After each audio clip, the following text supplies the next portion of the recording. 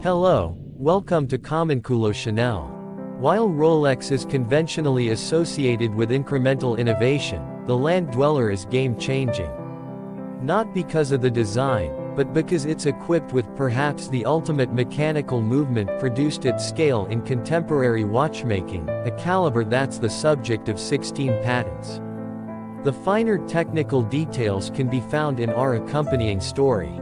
The Cal 7135 inside the Land-Dweller is a new, sophisticated caliber equipped with an indirect impulse, double-wheel escapement that's entirely in silicon, crescent dynapulse, matched with a ceramic balance pivot. And it's a high-frequency caliber running at 5 Hz or 36,000 beats per hour. Cumulatively, that makes for a superior timekeeper on the wrist.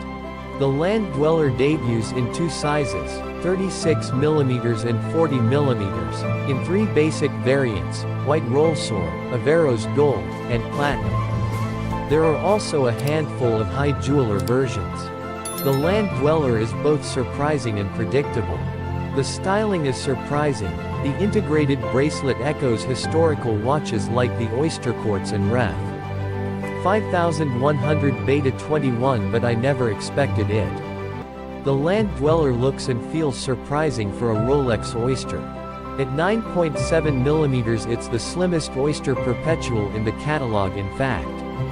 But it remains equally robust with a screw-down crown and 100 meters of water resistance.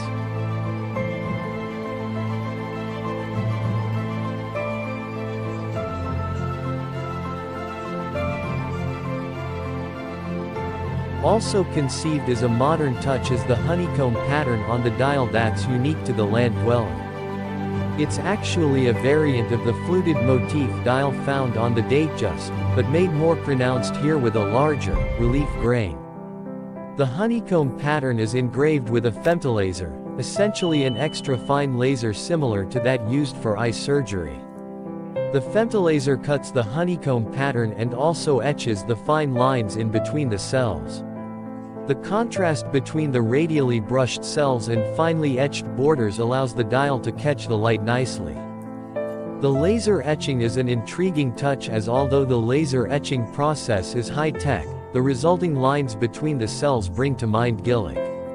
Another example of modern technology in the dial is the luminous ceramic resin composite that form the lume on the hour markers. Instead of conventional luminous paint that is applied as a liquid, the hour markers contain solid blocks of lume.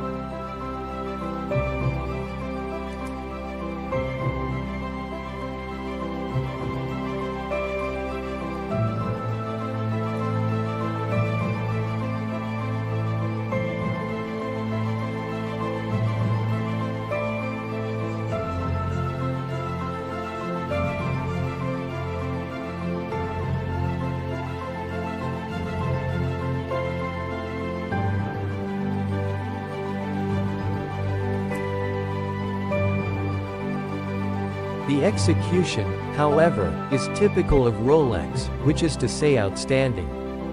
The Cal 7135 with its multiple innovations, 16 patents for the movement alone, is perhaps the new benchmark in advanced, industrial mechanical timekeeping. Although the Cal 7135 is tested to the same superlative chronometer standard of plus or minus 2 seconds a day, I expect it will perform substantially better on the wrist. Beyond the landmark achievement of the Cal 7135, the attention to detail in the patented bracelet attachment, tungsten carbide sockets and ceramic clips for the spring bar is incredible and speaks to the obsession with long-term robustness that's a hallmark of Rolex engineering.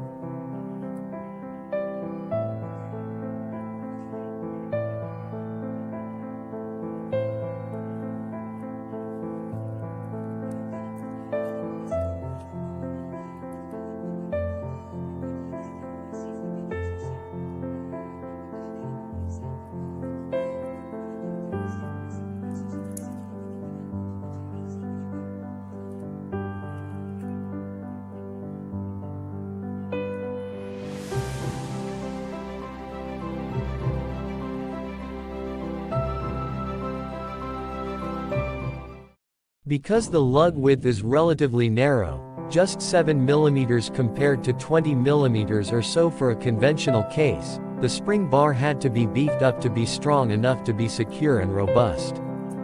Furthermore, the first link of the bracelet pivots on the spring bar, creating a rotational friction that would ordinarily cause wear. The Rolex solution was, of course, almost unbelievable in its detail and thoroughness, and includes one patent-pending feature. Firstly, the sockets in the lugs that accommodate the spring bars are coated in tungsten carbide, a hard-wearing material typically used for industrial drill bits. Just to be safe, the spring bars are also secured in place with ceramic pins for an additional level of wear resistance.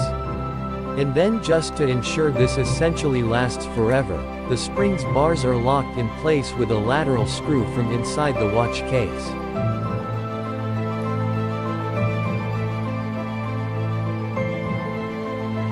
At any other brand, a watch with this many innovations would probably be a concept watch. The Land-Dweller, on the other hand, is serial production and unexpectedly well priced. In typical Rolex fashion, the retail price is reasonable, with the white Rollsor version, which is steel and white gold, priced at $14,900 United States dollars. The equivalent Datejust, on the other hand, is $10,550 United States dollars.